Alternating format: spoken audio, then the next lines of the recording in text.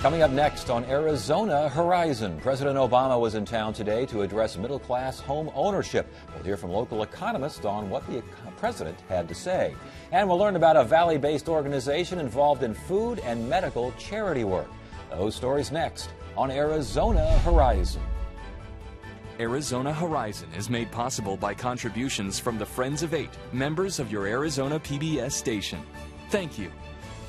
Good evening and welcome to Arizona Horizon. I'm Ted Simons. President Barack Obama was in the Valley today as part of his Better Bargain for the Middle Class tour. The president spoke at Desert Vista High School in Ahwatukee. The focus of the speech, improving home ownership opportunities for the middle class. Congress should pass a good bipartisan idea to allow every homeowner the chance to save thousands of dollars a year by refinancing their mortgage at today's rates. We need to get that done. We've been talking about it for a year and a half, 2 years, 3 years. There's no reason not to do it. Fixing our broken immigration system. It would actually help our housing market.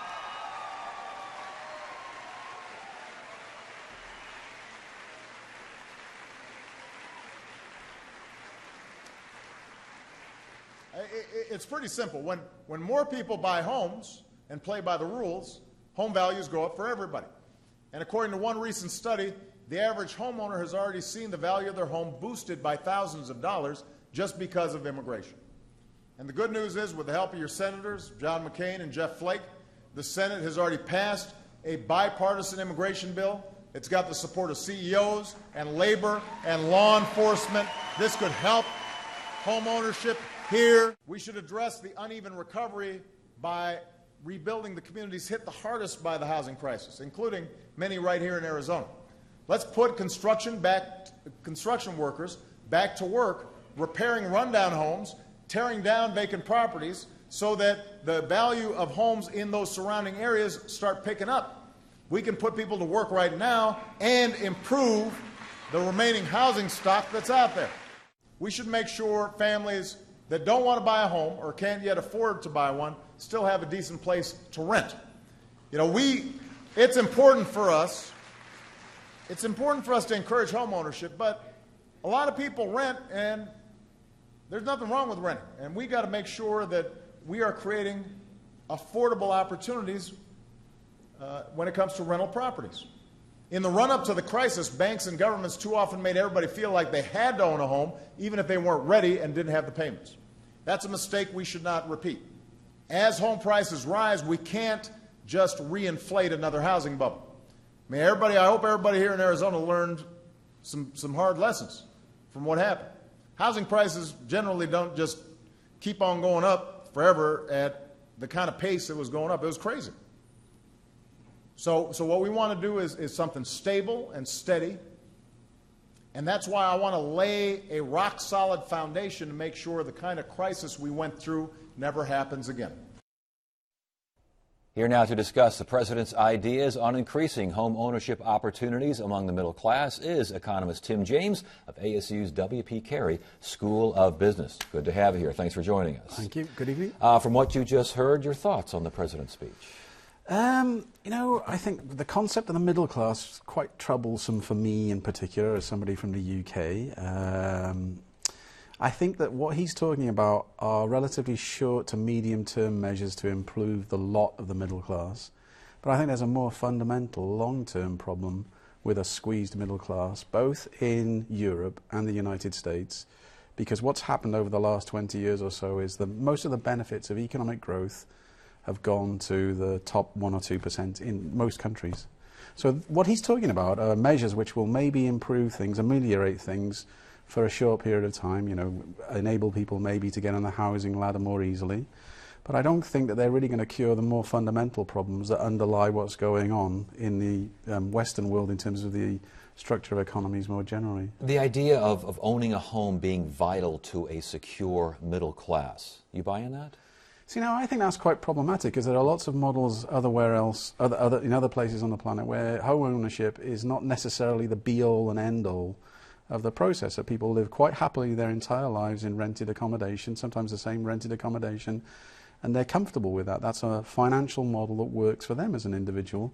So I don't think necessarily we should sort of put a flag up and say that's one of the big indicators that the middle class is thriving, that we've got a particularly high level of people who are homeowners, who are members of the quote-unquote middle class. I do think it is a signal when home ownership is rising that the economy is doing better, but there is some level whereby people shouldn't really be trying to get on the home ownership type ladder if it's not really financially viable for them as an individual unit. I think for generations in the past, home ownership was a sign of security, a sign of stability, and also something for later in life, whether it's for children and tuition or passing it on to your children, or for you and your retirement. You would have that 30-year mortgage, you paid it off, it's all you sell the house, you use that for retirement, those sorts of avenues. Is that something that's going to be considered the dim and distant past here?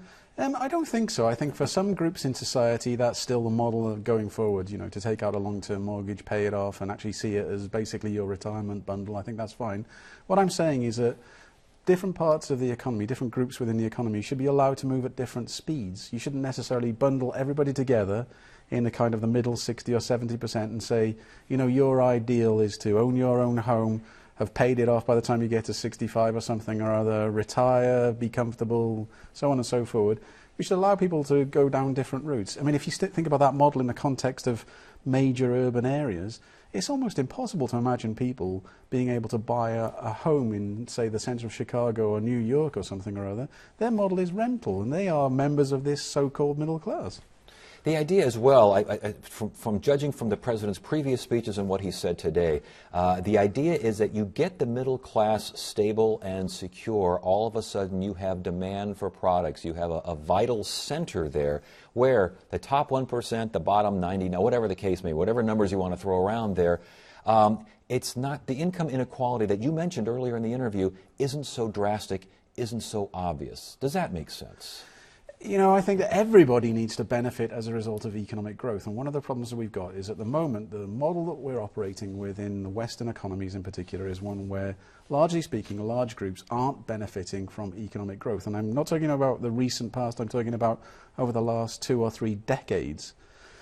That model is flawed in some way or other. What we need to do is to make sure that everybody benefits so that as the economy grows, demand comes from all sectors, the relatively poor, the middle class, the extremely wealthy, and that is what generates consumption, and that's what keeps the engine of growth moving forward, so that the middle class feel comfortable, so do the rich, the people who've done well out of their business or employment, and also the poor are catered for as well. They are comfortable. So I think it is something that's important because people react differently.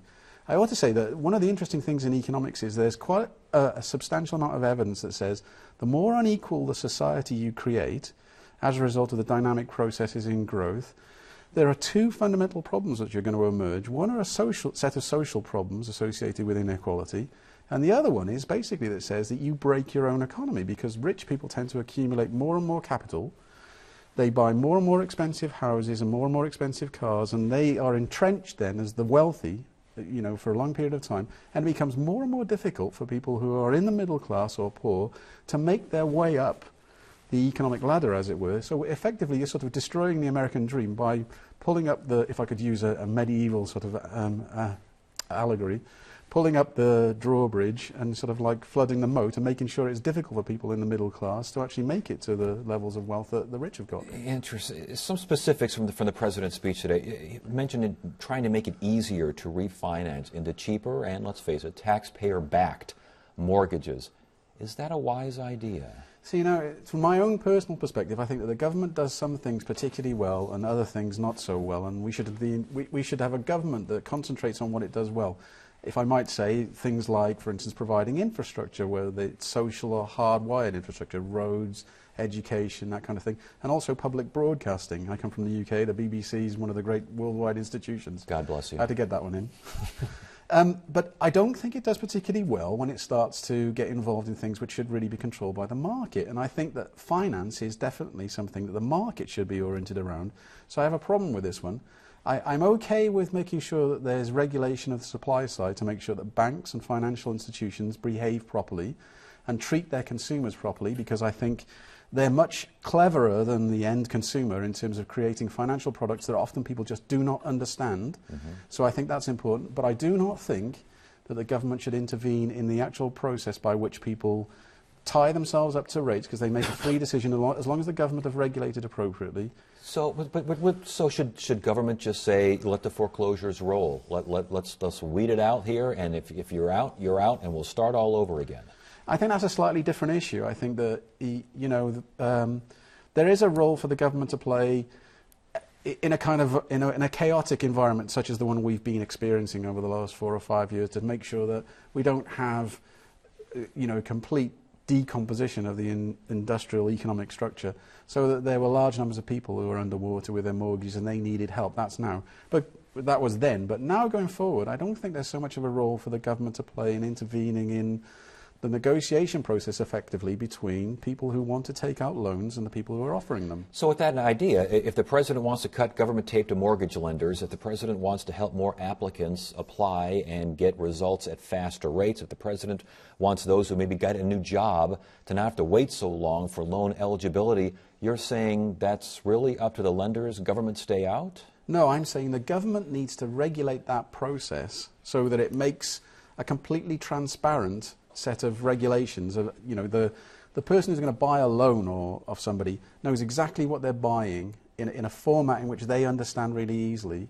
That you don't allow people who are lenders from this point forward to tie people in effectively to contracts which are all weighted towards the financial institution, so that there is a possibility of refinancing.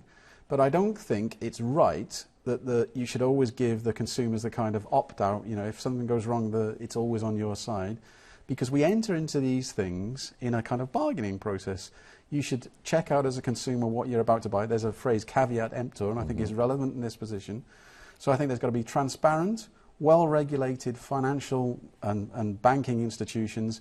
And then what goes on from that process is between the lender and the person who's going to take out the loan. So again, if we see something along the lines of government-guaranteed mortgage bonds, let's say you have enough capital, the lender's got enough capital to cover 10%, government goes ahead, backs that, off you go. If you got trouble, here we come, the taxpayers, to bail out again. Is that better or worse than just letting the chips fall where they may? But that's exactly my point, you see. I think that's going too far. Okay. I think there's a role for government in the regulation at the point at which the purchase takes place. I don't think it's right for the government to get involved in the actual financing of things, because I think that's where we got ourselves into the whole mess in the past in terms of Fannie Mae, Freddie Mac, the whole fiasco that occurred over the last 5 years. Last question. The Phoenix area has seen a very strong rebound as far as real estate is concerned. Are there lessons here that can be applied nationally? I don't think so, because I always say this, and I think it's still true. We are a particularly odd type of animal. We really benefit from incoming groups of people, either tourists or potential long-term residents. Us and Florida, I would say, we're two particular types of animal, which is nothing like anywhere else. So I don't really think that there are a lot of lessons that people could take from here. All right. It's good to have you here. Thanks for joining us. We appreciate it.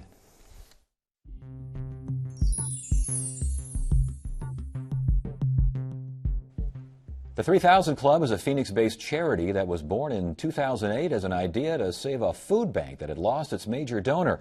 3000 Club has since expanded to include a farmer's market and a medical reclamation program. I recently spoke to 3000 Club co-founder and CEO Ethel Lazario. Thank you so much for joining us on Arizona Horizon. It's my pleasure, Ted. The 3000 Club, give me a better definition. What are we talking about here? The 3000 Club is actually a local and international service and charitable organization. We have a 501c3 that has been going on since 2008. Going on since 2008. How did it get started? Well, it got started when Lon Taylor, the founder, actually approached me, and he said, I need your help. A major donor actually walked out in the middle of the produce season, and we needed, $300,000 to be able to sustain, Borderlands Food Bank. What it came down to is, he said, if I can just get, 3,000 supporters pledging $100 each, that will solve, the problem. Well, I sort of, challenged him because this was in 2007 and 2008, and the economy was taking a hit. Mm-hmm. So coming from a for-profit, business side of it, I asked him, I said, well, what are we going to be giving back, to these supporters in return, for their $100? Because I'm a realtor and I was looking at it as, do I spend my $100 into supporting a nonprofit organization, or do I spend it marketing my business in order to be able, to get additional business? And what it came down to was we were able to get, supporters at $100, a year pledges, and that's how it started. And so basically the 3,000 Club stands for 3,000 folks members. Originally donating that $100 a year. Right, But back your then. idea kind of took it off to the, what networking, where nonprofits and small businesses can network and do other things and get involved in doing good things? And that's how it started, actually, Ted, because in addition to their pledging the $100, we started the different mixers. We established, different, chapters throughout the valley, whereby the members can actually promote their business while supporting a nonprofit organization. Pretty much unheard of in those days. Now, when you started all this, and you got the 3,000 with the 100 every year, and then you expanded a little bit, did you find success quick? Was it a quick success here, or did things move a little slowly? Well, we were able to find success in it because, a lot of people really believe in the cause also. And way back then, we would actually hold all the volunteers, all the members to Nogales, Arizona, and do the sorting of the produce. And then when they come back to Phoenix, they have, their trunks full of produce. And then in 2010, we said, why don't we introduce, the Market on the Move, meaning that we would be bringing the produce to the valley, collaborate with, organizations, and set it up like farmers market-like atmosphere. Indeed, you mentioned Market on the Move, and that is essentially a farmer's market.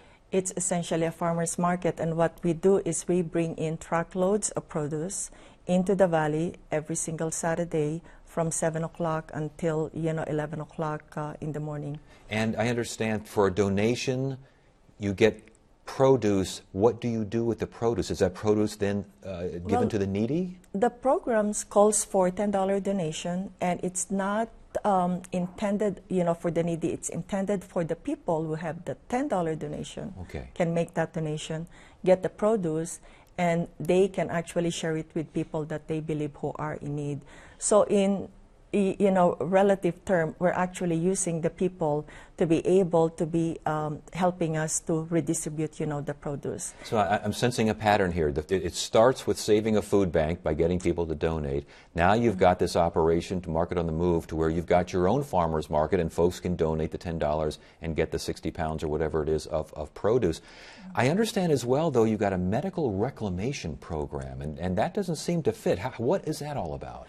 Well, what it was in 2008, I was actually part of humanitarian mission, to the Philippines, and I've seen, having born and raised in the Philippines, I've seen the need for, hospital equipment because I've seen a lot of, patients being on hallways without any beds.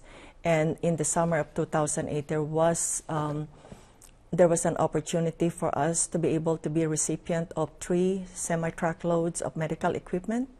So we said yes to that, and that's how it started. We get donations of medical supplies, we sort them, we pack them, and we actually send them overseas.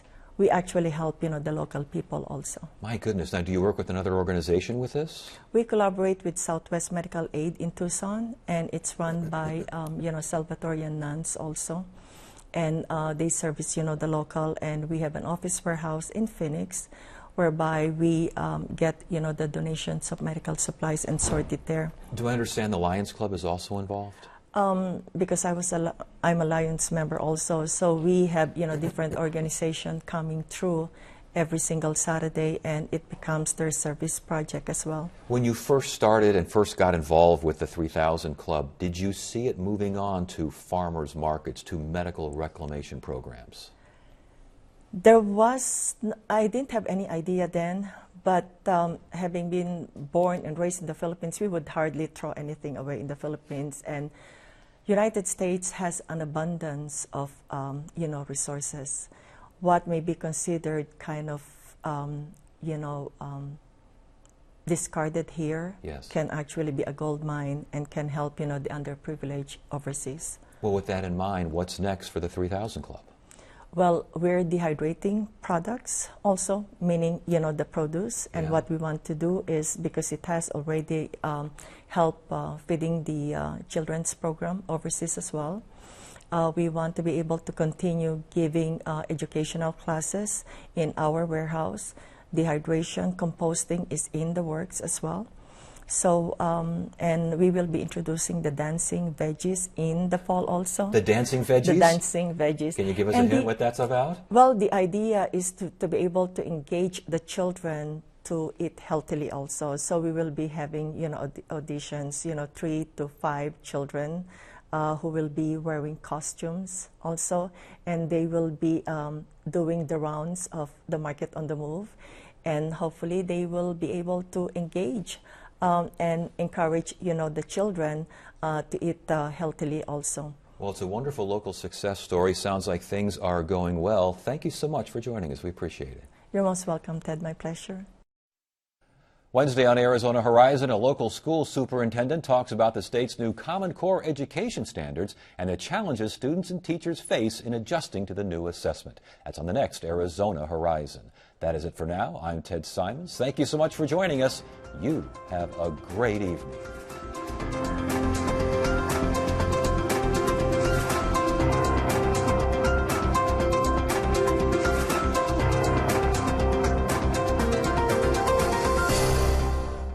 Arizona Horizon is made possible by contributions from the Friends of 8, members of your Arizona PBS station. Thank you.